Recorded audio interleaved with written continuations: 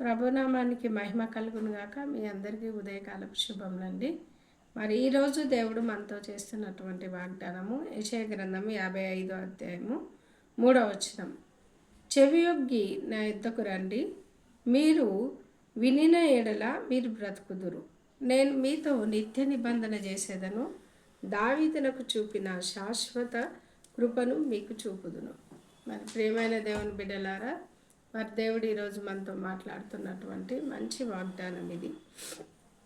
నిజానికి బైబిల్లో ఉన్నటువంటి వాగ్దానాలన్నీ కూడా మంచివే, అన్నీ కూడా అవునన్నట్టుగానే ఉన్నవి అని దేవుని వాక్యం సెలవిస్తుంది. ఏ వాగ్దానం అయితే నువ్వు చేత పట్టుకుంటావో ఆ వాగ్దానాన్ని దేవుడు ఆల్రెడీ నెరవేర్చేశాడు. దాన్ని మనం స్వీకరించడమే మన వంతు. ఎప్పుడైతే మనం స్వీకరించి దాన్ని నమ్మి విశ్వసించి ఆ వాగ్దానాన్ని మనం నమ్మి దేవుని స్తుతిస్తామో అప్పుడు మన జీవితంలో అది నెరవేర్చబడుతుంది అన్నమాట. అయితే ప్రియమైన దేవుని బిడ్డలారా, ఇక్కడ దేవుడు దావీదునకు చూపిన శాశ్వత కృపను మీకు చూపుదును అంటున్నాడు. మరి దావీదు గురించి తెలియని వారు ఉండారనుకుంటాను నేను. ఇటు క్రైస్తవ సమాజంలోను, అటు ముస్లిం సమాజంలోను, అలాగే మరి ఇశ్రాయేలీ సమాజంలోను దావీదు అంటే తెలియని వాళ్ళు అస్సలు ఉన్నారు. మరి దావీదుని ఒక మనిషి అయినటువంటి దావీదుని దేవుడు ఎన్నుకొని ఆయనని ఎంతో ఉన్నతంగా ఆశీర్వదించిందని మనందరికీ తెలుసు. కేవలము అతను ఎవరు అనంటే ఒక గొర్రెల కాపరిగా ఉండే అటువంటి వ్యక్తిని దేవుడు ఒక పెద్ద సింహాసనం మీద అతన్ని కూర్చోబెట్టిండు. ఎందుకంటే దేవుని వాక్యంలో ఉంది కదా, దేవుడు పెంట కుప్పలో నుండి దీనులను లేవనెత్తి ప్రధానుల సింహాసనం మీద కూర్చోబెడతా అంటాడు. అంటే దేవుడు ఉన్నది లేనట్టు, లేనిది ఉన్నట్టు చేయగలిగినటువంటి సమర్థుడు మన దేవుడు, గొప్ప దేవుడు. అయితే దేవుని యొక్క పనులు మనకు అర్థం కావు, కంటికి కనబడవు, చెవికి వినబడవు, హృదయానికి గోచరం కావు. ఎందుకు అంటే చాలాసార్లు ఆయన మహోన్నతమైనటువంటి కార్యములు మన ఊహకు అందవు. అలాంటి గొప్ప దేవుడు ఈయన ఏమంటున్నాడంటే, ఈ దేవుడు ఏమంటున్నాడు, దావీదునకు చూపిన శాశ్వత కృప. ఇంతకు దావీదుకి ఏం దేవుడు చూపించాడు, అసలు ఈ మాట ఎందుకు మెన్షన్ చేయాల్సి వచ్చింది అని ఒకవేళ మనం ఆలోచిస్తే, మొట్టమొదటగా ఇశ్రాయేలీలకు రాజుగా ఉండింది దేవుడే. అయితే రాజుగా ఉన్నటువంటి దేవుణ్ణి ఇశ్రాయేల్ ప్రజలు తృణీకరించడం అంటే ఒక విధంగా విసర్జించారు. వాళ్ళు విసర్జించి వీళ్ళు ఏం చేస్తున్నారంటే, అన్ని రాజ్యాలకు రాజున్నట్టు మాకు కూడా ఒక రాజుని ఏర్పాటు చేయండి అని చెప్పేసి సమూయేలు దగ్గరికి వచ్చి వాళ్ళు మొరపెట్టుకోవడం జరుగుతుంది. అప్పుడు సమూయేలు, దేవా వీరికి ఒక రాజు, అందరి ఈలోక మర్యాద చొప్పున మాకు ఒక రాజు కావాలంటాడు. అప్పుడు దేవుడు ఏం చేసిందంటే, యోగ్యుడైనటువంటి వ్యక్తి ఎవరా అని చూసినప్పుడు దేవునికి సౌలు కనిపిస్తాడు. సౌల్ని చూసినప్పుడు దేవుడు సౌలు యొక్క అతని మనస్తత్వమును బట్టి, అతడు దేవునికి ఇచ్చేటువంటి ఆయన చేసే భక్తిని బట్టి దేవుడు సౌలు అసలు యాక్చువల్గా సౌలు బెన్యామీను గోత్రికుడు. చాలా నిమ్నమైనటువంటి పరిస్థితి వాళ్ళది. ఎందుకు అంటే వాళ్ళు నార్మల్గా చూస్తే కీషు చాలా భాగ్యవంతుడు, గొప్ప ఉన్నతమైన కుటుంబమే. కానీ ఈ యొక్క ఇశ్రాయేల్ గోత్రాలలో బెన్యామీను గోత్రము అందరికంటే చిన్న ఆయన బెన్యామీను. కాబట్టి బెన్యామీనుని ఎన్నిక లేనట్టుగా చాలామంది భావిస్తారు. అలాంటి గోత్రం నుండి దేవుడు ఎవరిని కూడా నేను కాదు అనను అనే నిరూపించుకోవడానికి దేవుడు ఏం చేస్తుందంటే, అందరినీ సమానంగా ప్రేమించే దేవుడు కాబట్టి ఈ యొక్క సౌలు యొక్క పరిస్థితిని చూసి ఆయన యొక్క రెస్పాన్సిబిలిటీ అంటే ఆయన బాధ్యత విషయంలో ఉండే విధానమును చూసి, తర్వాత సౌలుని చాలామంది నిరాకరించినప్పుడు కూడా మౌనంగా ఉంటాడండి ఆయన. ఇవన్నీ క్వాలిటీస్ చూసే దేవుడు ఆయనని చేసుకుంటాడు. కానీ ఎప్పుడైతే ఈయన రాజు అయిండో తర్వాత ఇతని లోపల ఒక రకమైనటువంటి ప్రౌడ్ ప్రవేశిస్తుందండి. ఆయన లోపల ఒక గర్వం అనేది ఏర్పడుతుంది.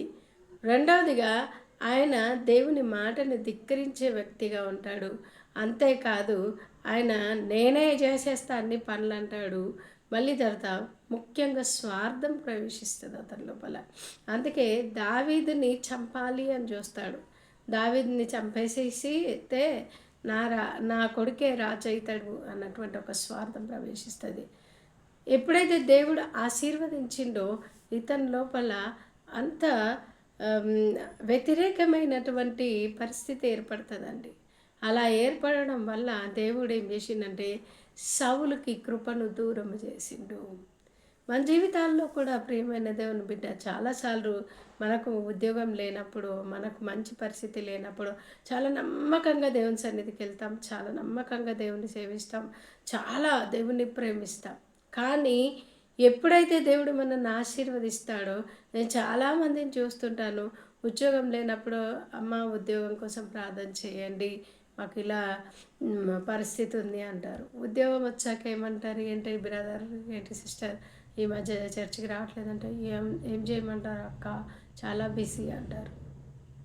ఏమండి, ఒకానొక సమయంలో నువ్వు ఎంత బిజీగా ఉన్నా, అది చచ్చిపోయే పరిస్థితి అయినా, ఎలాంటి సిచ్యువేషన్ అయినా దేవుని సన్నిధి మానలేదు.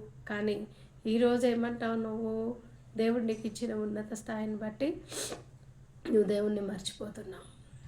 కాబట్టి దేవుడు అంటున్నాడు, దావీదునకు చూపిన శాశ్వతమైన కృప అంటే కృపకు పాత్రులు కానే కారు, అంటే దేవుని ప్రేమకు కానీ దేవుని ఆశీర్వాదానికి పాత్రులు కాని వారికి అనుగ్రహింపబడేదే కృప.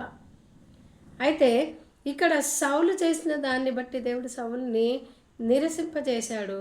కానీ దావీదు ఆయన హృదయానుసారుడు అంటాడు దేవుడు. దావీదు ఎల్లప్పుడూ దేవుని స్తుతించేవాడు. ఎప్పుడు కూడా దేవుని దగ్గర ఆయన హృదయాన్ని శుద్ధీకరణ చేసుకుంటూనే ఉంటాడు. ఎప్పుడైతే అతను కొంచెము దేవునికి దూరంగా ఉన్నట్టు అనిపిస్తుందో అప్పుడు ఆయన ఏం చేస్తాడంటే వెంటనే వెళ్ళి దేవునితో సమాధాన పడతా ఉంటాడు. అందుకే దేవుడు అన్నాడు, దావీదు నా హృదయానుసారుడు అని. ప్రియమైన దేవుని బిడ్డ, దావీదుతో దేవుడు వాగ్దానం చేశాడు ఏమనంటే, అయ్యా నేను నిన్ను నీ విషయమై నీతో నిత్య నిబంధన చేస్తున్నా, నీ యొక్క మనస్తత్వమును బట్టి, నీకున్నటువంటి నాయడలున్న ప్రేమ భక్తిని బట్టి, నిన్ను బట్టి నీ వెనకతరమునంతా కూడా నేను ఆశీర్వదిస్తా, వారికి నేను కృపను దూరము చెయ్యను. ఒకవేళ వాళ్ళు తప్పిపోతే బెత్తముతో వారిని నేనేం చేస్తా, సరి చేస్తా అంటాడు దేవుడు. చాలాసార్లు మనం ఎంతో భయంకరమైనటువంటి పరిస్థితుల్లో పడిపోతున్నప్పటికీ దేవుడు మనల్ని మళ్ళీ సరి చేస్తాడు. శ్రమల ద్వారా, చిన్న చిన్న విషయాల ద్వారా దేవుడు మళ్ళీ సరి చేస్తూ ఆయన దగ్గరికి చేర్చుకుంటాడు. నిజంగా ఎంత ప్రేమమయుడండి మన దేవుడు. ఆయనతో నిత్యము మనం ఉండాలని ఆయన ఎంతో కోరుకుంటున్నాడు. ఆ కోరిక ప్రకారమే ఆయన మనల్ని ఆయన కృపలో నడిపిస్తూ ఉన్నాడు. దావీదుని, ఒక గొర్రెల కాపరిగా ఉన్నటువంటి దావీదుని నిత్య నిబంధన చేసి ఆయనను ఒక చక్రవర్తిగా మార్చాడు. రాజు అంటే ఒక రాజ్యానికి రాజు, కానీ చక్రవర్తి అంటే ఈయన చేతి కింద ఇంకెన్నో రాజ్యాలు ఉంటాయి, ఎంతోమంది రాజులు ఉంటారు. అలా దేవుడు ఒక చక్రవర్తిగా మార్చడమే కాదు, నేటికి కూడా, నేటి దినాన కూడా దావీదును గురించి ప్రస్తావన చేస్తూ ఉంటాం. అదే దావీదు యొక్క వంశములో నుండి వచ్చిన వారే యేసుక్రీస్తు ప్రభు. ఆయన ఈ లోకం యొక్క రక్షణ కొరకై ఆయన కృపను ఎంతగా చూపించాడంటే, ఆయన యొక్క రక్తం అంతా ధారపోసి ఆ రక్తము ద్వారా మనకి పాపక్షమాపణని సిద్ధం చేశాడు. సిద్ధము చేసినటువంటి పాపక్షమాపణని ఎవరైతే అంగీకరిస్తారో వాళ్ళు రక్షించబడతారు.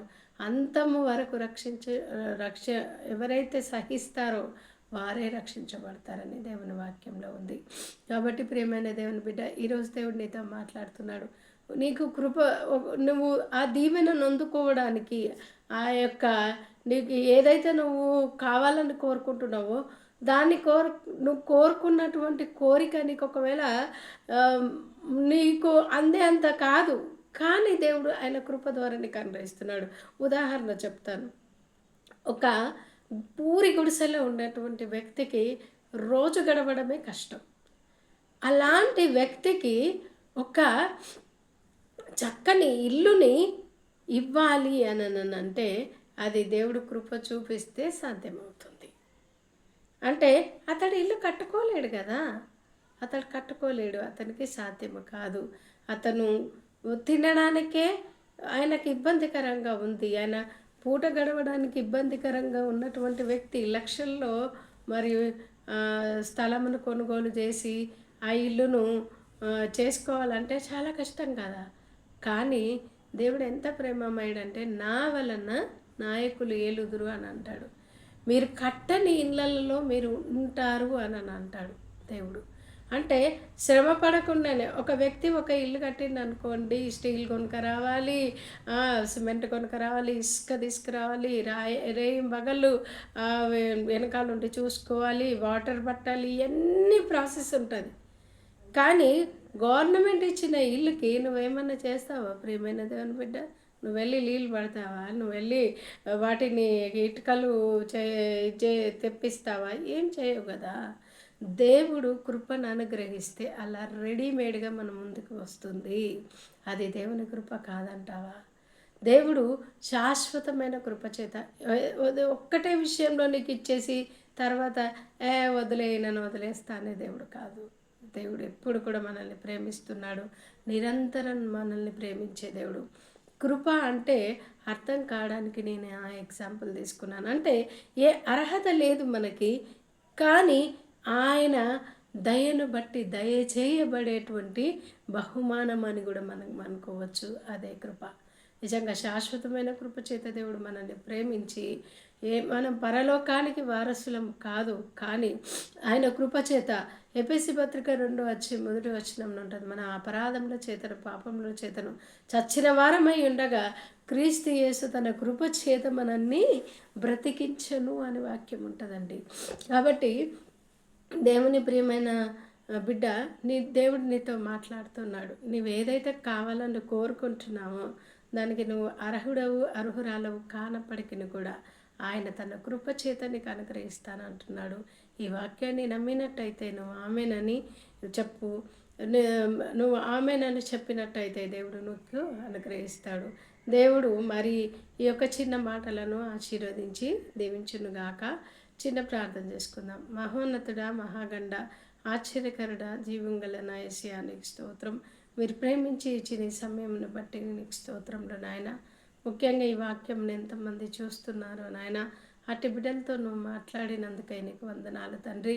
అవును, దావీదుకు చూపిన శాశ్వతమైన కృపను చూపిస్తానన్నావు. ఒకానొక సమయంలో ప్రభా నేను కూడా చాలా బాధల్లో ఉన్నప్పుడు ప్రభా పలుమార్లు ఈ వాక్యం ద్వారా నన్ను ధైర్యపరిచినావు నాయన, నీకు స్తోత్రములు తండ్రి. ఈరోజు కూడా ఎంతమంది బిడ్డలైతే ఆ బాధల్లో ఉంటున్నారో వారిని కూడా మీరు ధైర్యపరచమని ప్రార్థిస్తున్నాను. అవును, మేము ఏ విధంగానూ మేము అర్హులము కాదు, కానీ నీవే నీ ఉచితమైన కృపను బట్టి మమ్మల్ని ఆశీర్వదిస్తూ మా ఎడల నీ కనికరమును చూపిస్తున్న విధానమును బట్టి స్తోత్రం. నువ్వు ఇస్తున్న స్వస్థతను బట్టి, మీరు ఇస్తున్నటువంటి ఆశీర్వాదమును బట్టి, మీరు ఇస్తున్న ఐశ్వర్యమును ఘనతను బట్టి నీకు కృతజ్ఞతావందనాలు సమర్పిస్తున్నాను ప్రభా, నీకు స్తోత్రం. నిజంగా నాయన నా తండ్రి, మాకు కావాల్సిన ఈవులన్నిటిని కూడా నువ్వు ఏదో ఒక రూపకంగా మాకు దయచేసే దేవుడు అయినందుకై నీకు స్తోత్రంలో నాయన. ఎంతమంది అయితే ఈ వాక్యం చూస్తున్నారో వారందరి జీవితంలో మేలులతో వారి హృదయంను తృప్తిపరచమని ప్రార్థిస్తున్నాను. వారు కోరుకుంటున్నటువంటి ప్రతిదీ నీ కృపను బట్టి దయచేయమని ప్రార్థిస్తున్నాను. దేవా, మా వ్యూవర్స్ అందరినీ, మా యొక్క సబ్స్క్రైబర్స్ అందరినీ, వారి కుటుంబాలన్నింటినీ మీ నామంలో దీవించి ఆశీర్వదించమని ప్రార్థిస్తున్నాను. ఇచ్చిన ఈ సమయంను బట్టి కృతజ్ఞతావందనాలు చెల్లిస్తూ ఈ కొద్ది ప్రార్థన ఇస్తున్నామని అడిగి వేడుకుంటున్నాను తండ్రి, ఆమెన్. ప్రియమైన దేవుని బిడ్డలారా, మరి మీకు ఒక చిన్న విన్నపం. చాలామంది చూస్తున్నారు కానీ లైక్ చేయట్లేదు. లైక్ చేస్తున్నాము అని నాతో మాట్లాడుతున్నారు కానీ మరి అక్కడ లైక్లే రావట్లేదు. నాకు ఈ సిచ్యువేషన్ అర్థం కావట్లేదు. ఏది ఏమైనా మీరు ఆశీర్వదింపబడుతున్నట్టయితే ఖచ్చితంగా ఈ యొక్క వాక్యాన్ని మీరు ఇతరులకు షేర్ చేయండి, సబ్స్క్రైబ్ చేసుకోండి. చాలామంది ఫాలో అవుతున్నారు, చూస్తున్నారు కానీ సబ్స్క్రైబ్ చేయట్లేదు.